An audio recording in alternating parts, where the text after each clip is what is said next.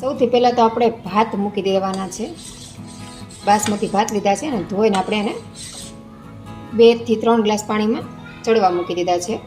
સ્વાદ પ્રમાણે નમક નાખ્યું છે ને થોડુંક આપણે એમાં ઘી એડ કરશું, મતલબ અડધી ચમચી જેટલું. હવે આને આપણે થોડી વાર ચડવા દઈશું. ભાતને આપણે છૂટા જ ચડવા દેવાના છે, કુકરમાં નથી મૂકવાના, આવી રીતે તપેલીમાં જ બનાવવાના છે. આપણા ભાત છે ને અડધા ચડી ગયા છે, તમે જુઓ અડધો ભાતનો દાણો ચડી ગયો છે. તો હવે છે ને આપણે ગેસની ફ્લેમ બંધ કરી દઈશું. હા, અડધા જ ચડ્યા છે પણ આ છે ને હજી ચડી જશે. આને છે ને આપણે ઉપર ઢાંકી દઈશું. તો ગેસની ફ્લેમ આપણે બંધ કરી દઈશું અને આને છે ને આપણે ઢાંકી દઈશું, કેમ કે પાણી ગરમ એટલે ગરમ પાણીમાં તે ભાત અડધા બીજા બફાઈ જશે, એટલે ગેસ પણ ઓછો બળશે અને ભાત પણ સરસ રીતે ચડી જશે. તો હવે આપણે આને ખોલીને ચેક કરી લઈએ. તો તમે જોઈ શકો છો આપણા ભાત છે એકદમ સરસ રીતે ચડી ગયા છે. જો આપણે બહુ ભાત નથી ચડવાના, મીડિયમ જ તે. જો આમ કરીને તો દાણો થોડોક ચેપાઈ જાય, અધકચરા રાખવાના. હાવ બાફી નાખશું ને તો આપણે જે રેસીપી બનાવી છે એમાં ઉપયોગમાં આખો લોંદો થઈ જાય, એટલે આટલા ચડાવવાના છે. હવે આપણે ભાત એક ચાવણીમાં ચાળીને સાઈડમાં રાખી દઈશું. તો આ બ્રોકલી છે, તો બ્રોકલીને આપણે આ રીતે કટ કરી લેવાનું છે. આ રીતના નાના નાના કટકા હાથેથી કરી નાખો તો પણ ચાલે, અને ચાકુ લઈ લે તોય ચાલે. પાછળના જે દાંડલી છે મોટી મોટી એને આપણે આ રીતે કટ કરી લઈશું. તો આ રીતની બધી બ્રોકલી આપણે કટ કરવાની છે. તો આપણે બ્રોકલી જેટલી જરૂર છે એટલી કટિંગ કરી લેવાની છે ને પછી આ જે દાંડલીનો ભાગ છે ને એને પણ આપણે કટર કરી લઈશું. એને પણ આપણે વેસ્ટ નથી જવા દેવાના, એને પણ આપણે ઉપયોગમાં લઈ લઈશું. તો આ રીતે આપણે એનું ઝીણું ઝીણું કટિંગ કરી લેવાનું છે. આ રીતે આટલું નાનું કટિંગ કરી લઈશું. તો બ્રોકલી આપણી સરસ રીતે કટ થઈ ગઈ છે આપણે જેવી જોઈએ. હવે આપણે આને ગરમ પાણીથી ધોઈ લઈશું, જેથી કરી એમાં ઝીણી ઝીણી જીવાત હોય તો એ દૂર થઈ જાય. આપણે આને સરસ ચોખ્ખા પાણીએ ધોઈને ભાતનું જે ઓહામણ નીકળ્યું હતું એમાં જ તે સરસ રીતે પલાળી દીધું છે. તો આ સરસ અમથું નોર્મલ અમથું બફાઈ જશે. તો આવી રીતે તમે ભાતનું પાણી હોય એને વેસ્ટ નહીં જવા દેવાનું. આ રીતે એમાં બ્રોકલી પલાળી દેશો એટલે તમારે અલગથી ગરમ પાણી નહીં કરવું પડે. તો આને આપણે ઘડીક સાઈડમાં મૂકી દઈશું અને હવે આપણે કેપ્સિકમ સુધારી લઈશું. તો અહીંયા આપણે 2 કલરના કેપ્સિકમ લીધા છે, એને આપણે સુધારી લેવાના છે. તો આપણે કેપ્સિકમને સૌથી પહેલાં તો ધોઈ લેવાનું છે ને પછી આ રીતે આપણે કટ કરી લેવાનું છે. જેટલું જોઈએ એટલું તમારે કટ કરવાનું છે, વધારે કટ નથી કરવાનું. તો આપણે અડધું કેપ્સિકમ લેવાનું છે અને એને આપણે આ રીતે ક્રોસમાં કટિંગ કરવાના છે. આ રીતે તમને જે ગમે એ રીતે તમે શેપ આપી શકો છો. હું આવી રીતે ક્રોસમાં કટિંગ કરું છું અને થોડીક લાંબી પટ્ટી કટિંગ કરું છું. તો એનાથી દેખાવ બહુ સરસ આવે ને બાળકોને પણ ખૂબ પસંદ આવશે. તો આ રીતે આપણે કટિંગ કરી લેવાનું છે. તો બંને કેપ્સિકમનું આપણે આ જ રીતે કટિંગ કરી લઈશું. કેપ્સિકમ આપણું કટિંગ થઈ ગયું છે. હવે આપણે 2 મીડિયમ સાઇઝની ડુંગળી લીધી છે, એને પણ આપણે લાંબી સ્લાઇસમાં કટ કરી લેવાની છે. આ રીતે જ તે પતલી પતલી સ્લાઇસ આપણે એની પણ કરી લઈશું. તમે ડુંગળી ન ખાતા હોય તો તમે એને સ્કીપ પણ કરી શકો છો અને તમારે વધઘટપણામાંથી કરી શકો છો. એક ડુંગળી લેવી તો એક પણ લઈ શકો છો. આ રીતે આપણે સ્લાઇસ કટિંગ કરી લઈશું. અને એક વાટકો આપણે ફ્રેશ મટર લઈ લઈશું, મતલબ અત્યારે તાજા જ તે આપણે વેણીને લીધા છે. તો બધી જ વસ્તુ આપણે તૈયાર કરી લીધી છે. તો સૌથી પહેલાં આપણે પેન ગરમ કરીને આપણે એમાં 2 થી 3 ચમચી જેટલું તેલ મૂકશું. તેલ આપણું ગરમ થઈ જાય એટલે આપણે 1 ચપટી હિંગ એડ કરવાની છે. 1 ચમચી જીરું એડ કરી દઈશું. જીરું બધું ફૂટી જાય એટલે આપણે એમાં લસણની કળી એડ કરી દઈશું. 8 થી 10 કળી લસણ છે, 2 લીલા મરચાં લીધા એટલે. હવે આને આપણે તેલમાં સાતળી લઈશું અડધી મિનિટ માટે. હવે આપણે આમાં ડુંગળી એડ કરી દેવાની છે.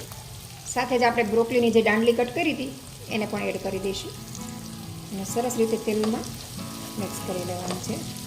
અને આને આપણે 1 મિનિટ માટે કૂક કરી લઈશું.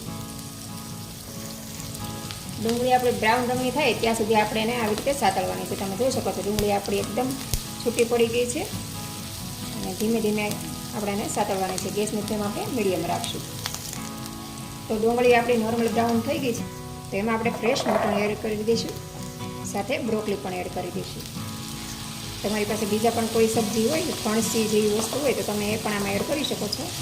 જે પણ શાકભાજી તમને આમાં વેજીટેબલ ગમે એમાં એડ કરી શકો છો. તો હવે આને આપણે 1 મિનિટ માટે સાતળી લેવાનું છે. મટર પણ લીલા છે એટલે એ પણ સરસ રીતે ચડી જશે. તો આને આપણે થોડી વાર કૂક થવા દઈશું. આને આપણે 1 મિનિટ માટે ઢાંકી દઈશું આ રીતે. તો આપણે 1 મિનિટ થઈ ગઈ તો હવે આને આપણે ખોલી લઈશું. તો આપણી બ્રાઉની અને ડુંગળી છે એ સરસ રીતે પાકી ગયું છે અને મટર પણ સરસ રીતે ચડી ગયા છે.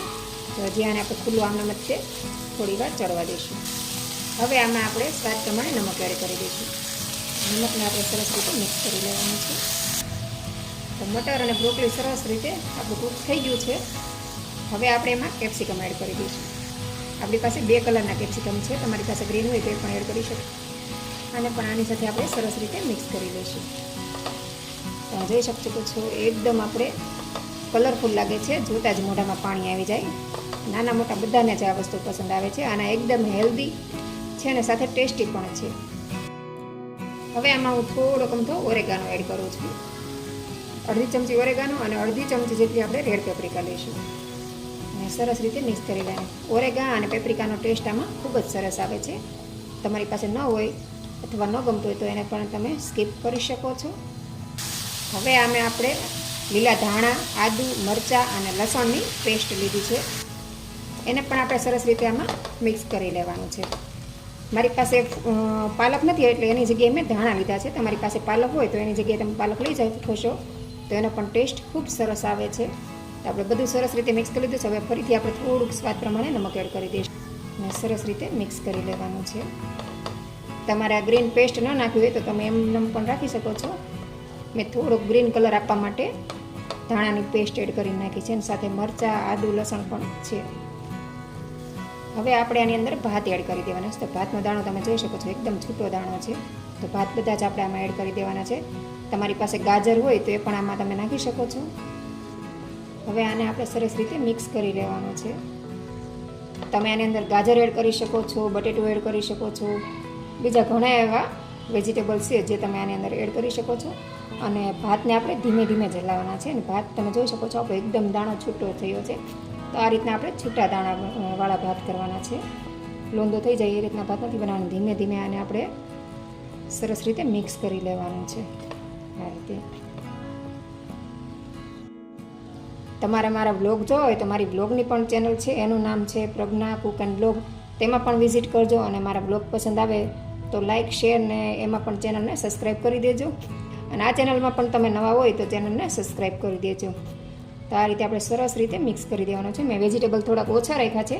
તમને વધારે પસંદ હોય તો તમે વેજીટેબલ વધારે પણ આમાં લઈ શકો છો. તમે જોઈ શકો છો આપણે કેપ્સિકમને બહુ માપે જ લીધું છે. તો આ રીતે આપણે સરસ રીતે બધું મિક્સ કરી દેવાનું છે. આની અંદર તમે કાજુ એડ કરી શકો છો, દ્રાક્ષ એડ કરી શકો છો, દાડમના દાણા છે એડ કરી શકો છો. બહુ જ કલરફુલ બને છે. જેટલી વસ્તુ તમે આમાં એડ કરો એટલું સરસ અને ટેસ્ટી બનશે અને કલરફુલ બનશે અને સાથે સાથે હેલ્ધી પણ. તો આપણા સરસ મજાના બ્રોકલી રાઈસ તૈયાર થઈ ગયા છે. તો હવે આને આપણે ઉપર થોડુંક ગાર્નિશિંગ કરી લઈશું. ગેસની ફ્લેમ આપણે બંધ કરી દઈશું. તો અહીંયા અમે થોડીક લીલી ડુંગળી લીધી છે, એને આપણે ઉપર ગાર્નિશિંગ કરી લઈશું. ઉપરથી આપણે લીલા ધાણા એડ કરી દઈશું અને ઉપરથી આપણે થોડુંક લીલું લસણ એડ કરીશું. આનો ટેસ્ટ પણ ખૂબ સરસ આવે છે. તો ચાલો હવે સર્વ કરી લઈએ. તો તૈયાર છે આપણે એકદમ ટેસ્ટી બ્રોકલી ફ્રાઈ રાઈસ. તો તમે આ રેસીપી બનાવો, ખાઓ અને તમારો અનુભવ મારી સાથે શેર કરો. તો સરસ મજાના ટેસ્ટી એવા આપણે બ્રોકલી ફ્રાઈ રાઈસ તૈયાર છે. આપણું એકદમ ટેસ્ટી અને હેલ્ધી બ્રોકલી ફ્રાઈ રાઈસ. તો તમે આ રેસીપી બનાવો, ખાઓ અને તમારો અનુભવ મારી સાથે શેર કરો. અને વિડીયો પસંદ આવ્યો હોય તો લાઇક, શેર અને સબસ્ક્રાઈબ કરવાનું ભૂલતા નહીં. Thank you.